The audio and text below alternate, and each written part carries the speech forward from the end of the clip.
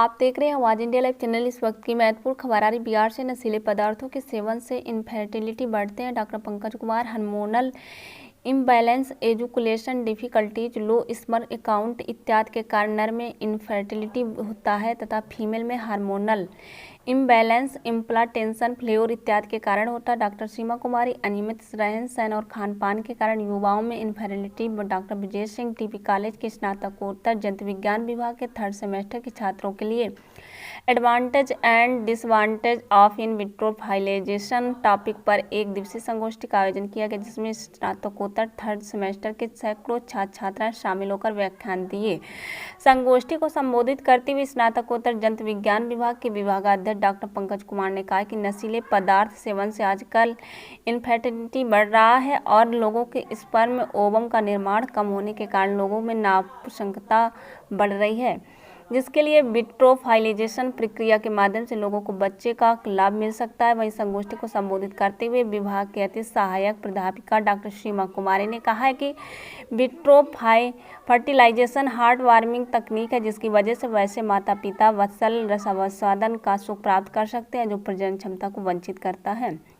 संगोष्ठी को संबोधित करते हुए डॉक्टर ब्रजेश कुमार सिंह ने कहा, अनियमित खान पान और बढ़े हुए उम्र में विवाह, बढ़ती बेरोजगारी, इस युग में व्यवस्था और तनाववाद के कारणों से लोगों में इनफर्टिलिटी बढ़ रहा है और 15 से 20% लोग नापुंसकता का शिकार हो रहे हैं, जिसके लिए चिकित्सा जगत के आधुनिक खोज की उपज के कारण ऐसे नापुंसक लोग भी मातृत्व और पैतृत्व सुख प्राप्त कर रहे हैं। जंतु विज्ञान के शोधार्थी आनंद कुमार भूषण ने भी संबोधित किया है कि कार्यालय कर्मचारी पांचू, संजय, छात्र श्वेत प्रकाश, निखिल, नीरज कुमार, निराला, शिवदत्त, अमरेन, मिथिलेश, प्रियंका, पूजन, नेहा, अंजलि, स्मिता आज सैकड़ों छात्र छात्राएं शामिल रहे। देखिए एक रिपोर्ट आलोक बादल के साथ। आप लोग सभी जानते होंगे कि ऑनर्स लेवल पर दुनिया की सारी वैकेंसी है, पीजी केवल और केवल लेक्चरशिप के लिए है। और यह मत सोचिए कि मैं मधेपुरा से रहकर पढ़ी हूं तो मैं यहाँ पर जिस तरह मधेपुरा से पढ़ने से लोग आगे नहीं बढ़ता, वो लोग सोच लेता है, वह नहीं सोचना है। मैं आपका जीता जागता उदाहरण यहाँ उपस्थित हूँ। मेरा छोटा भाई यहाँ उपस्थित है, शोधार्थी छात्र, डायनामिक रिसर्च स्कॉलर है यहाँ का, जो कि डीएनए पर ही इसका रिसर्च यहाँ पर जिन पर हो रहा है, तो यह भी यहीं का छात्र रहा है। तो इससे आप लोग प्रेरणा लीजिए और पढ़िए और अपने आप को कमजोर मत समझिए। और पीजी कर रहे हैं तो केवल और केवल शिक्षक बनने का तमन्ना रखिए, ठीक है। अब आइए आज के टॉपिक पर, क्या है advantage and disadvantage of in vitro fertilization. सबसे बड़ी बात है, कोई भी टॉपिक का सिलेक्शन संगोष्ठी में क्यों किया जाता है? उस टॉपिक को जानने के लिए, और जानने के साथ साथ चूंकि आप लोग उस शिक्षा शिक्षित हैं, उस शिक्षा की ओर बढ़ रहे हैं, अंतिम पायदान पर है, तो इस टॉपिक के बारे में इतनी जानकारी रख लें कि यह डिजीज आप लोगों में नहीं हो और आप लोगों के परिवार वाले, आप लोगों के दोस्त, आप लोगों के रिश्तेदार को इसकी जानकारी आप दे सकें। आज के डिस्कस में इस टॉपिक पर आप लोगों को संपूर्ण जानकारी होनी चाहिए। और यह सेमिनार आप लोगों का एग्जाम है, यह संगोष्ठी आप लोगों की परीक्षा है। यह जो सीरियस सिस्टम दिया गया सरकार के द्वारा, यह सिस्टम इसलिए दिया गया है कि आप लोग संगोष्ठी में संबंधित टॉपिक पर अपना अपना व्याख्यान प्रस्तुत करें। स्नातकोत्तर के छात्रों को पहले देखा गया कि उच्च शिक्षा शिक्षित होने के बावजूद बहुत सारे छात्र ऐसे हैं जिन्हें अपने कोर्स ऑफ स्टडी की पूरी जानकारी है, विस्तृत जानकारी है, बट इंटरव्यू के लिए जब फेस करते हैं तो घबराते हैं, डरते हैं और सही बात को वहां पर वो नहीं रख पाते हैं। इसीलिए संगोष्ठी का आयोजन किया जाने का परंपरा सीरियस सिस्टम में दिया गया है।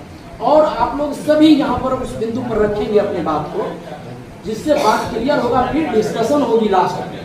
फिर भी मैं वैसे तो गुरुदेव कुछ कहे ही हैं, सीमा में कुछ कहे ही हैं, तो मैं बहुत क्या बोलूंगा, आप लोग से मुझे सुनना है। फिर भी मैं अपने स्तर से कुछ ना कुछ कहना चाहूंगा।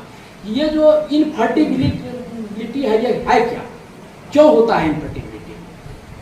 कम से कम आप लोग इतना जान जाइए कि इनफर्टिलिटी आप लोगों में न हो और आप लोग के जानने वाले चाहने वाले में न हो।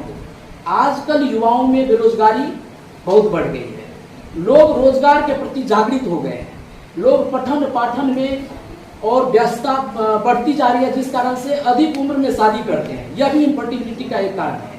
कुछ लोग जॉब में आ जाते हैं तो प्रेशर नहीं सह पाते हैं, क्लर्कियल जॉब है, मेंटली प्रेशर, पूरा प्रेशराइज रहता है कि ये वर्क नहीं हुआ, ये वर्क नहीं हुआ, प्रेशर से भी यह होता है। तो ये सब चीज नहीं झेलना है, सही उम्र पर शादी करनी है, ऑफिशियल प्रेशर नहीं झेलना। और हम नो स्ट्रेस, विदाउट स्ट्रेस रहना है और पूरा बिंदास रह के जो काम करना है उसको करना है, इससे भी इनफर्टिलिटी नहीं आएगी।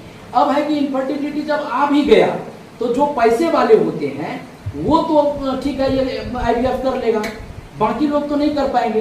दूसरी बात, वह समाज तो जानेगा कि इन्हें इनफर्टिलिटी है, ये IVF के माध्यम से इन्हें बच्चा मिला है, इन्हें मातृत्व सुख मिला है, इन्हें पितृत्व सुख मिला है, तो ये बच्चा तो वो है।